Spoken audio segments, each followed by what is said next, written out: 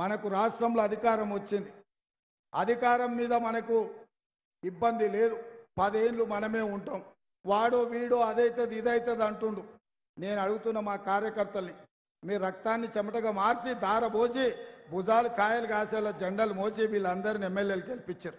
మీ కష్టంతో వచ్చిన ప్రభుత్వాన్ని ఎవడన్నా కూలగొడతాడంటే మీరు ఊరుకుంటారా? ఒక్కడొక్కరిని లాగుల తొండలిచ్చి మీరు కొట్టారా? ఎవడని ప్రభుత్వం జోలికి వస్తే, ఈ ప్రభుత్వం వైపు కన్నెత్తి చూస్తే మా కాంగ్రెస్ పార్టీ కార్యకర్తలు గ్రామాల తండాలలో గూడాలలో మారుమూల పల్లెల్లో దొరికినట్టు లాగుల తొండలిచ్చి కొడతారన్న నమ్మకం విశ్వాసం నాకున్నది. ఎవడి ప్రభుత్వాన్ని ఈంచు కూడా కదిలించలేరు. 10 సంవత్సరాలు ఇందిరమ్మ రాజ్యం ఉంటుంది, ప్రజా పాలన జరుగుతుంది.